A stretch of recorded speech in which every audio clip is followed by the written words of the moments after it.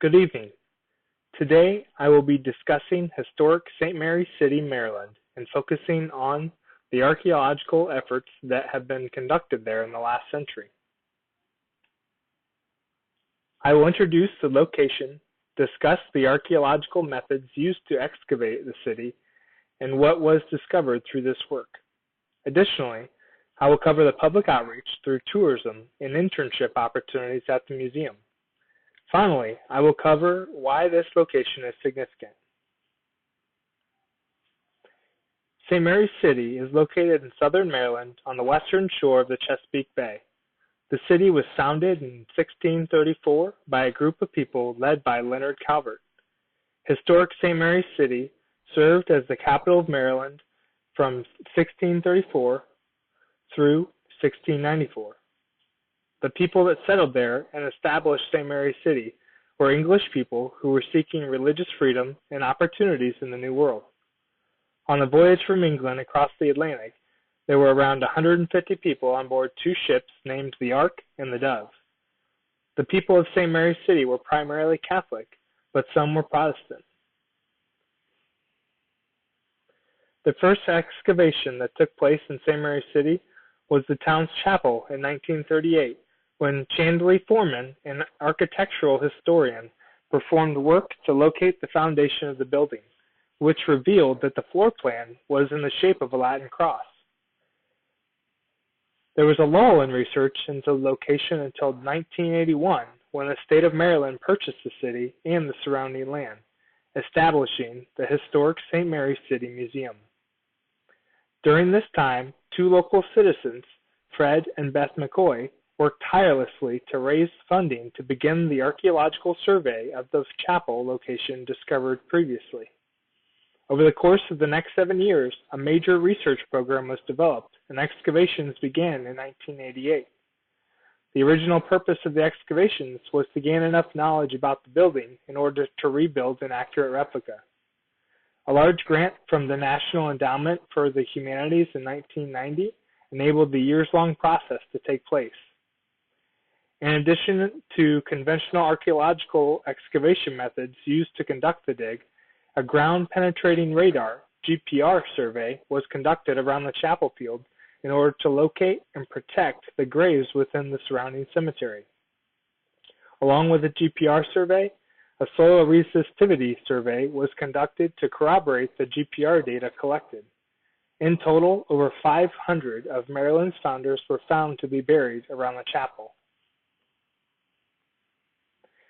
The excavation of the chapel took archaeologists several years, which was followed by painstaking analysis of all artifacts. They discovered that the foundation was made of brick 3 feet thick and extended into the ground a full 5 feet. Also found were traces of plastic attached to wood lath, which were likely part of the ceiling.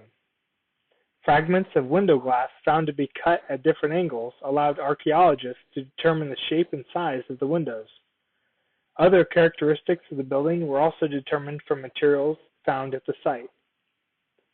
In addition to the chapel, archaeologists were able to unveil the city's street layout and found that it was inspired by 16th century Rome. St. Mary's City was laid out in the shape of two symmetric triangles with the main streets meeting in the town center. Brick structures marked the corners, and principal roads closely followed the lines of the triangles.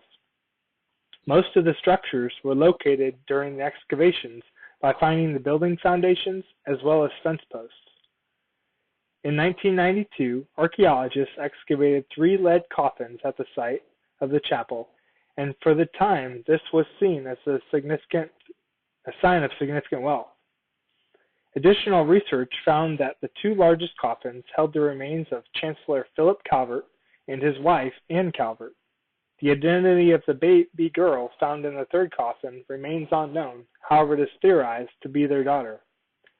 These 3 coffins are the earliest known examples of lead coffin burials in British North America.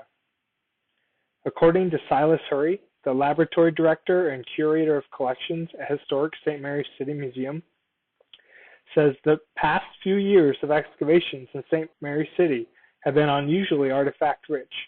They have recovered nearly 1.8 million artifacts from two of the sites. Of the many structures excavated in St. Mary's City, only a handful were fully reconstructed. Among these are the city's chapel and Van Swearingen Inn, both built in 1667, the 1685 printing house of William Nuthead, and a merchant storehouse and office from 1690. St. Mary's City is a great example of how public interest and dedication to preserving the past can pay dividends for future generations. The partnership between local citizens with archaeologists and government organizations allowed for this site to become a prime location for visitors from all backgrounds and ages. Today, historic St. Mary's City boasts a thriving tourism industry, which includes a variety of events offered throughout the year, including lectures, workshops, tours, weekend concerts, and demonstrations. The museum also offers year-round internship opportunities for students working towards history or archaeology careers. Thank you very much for your time and attention.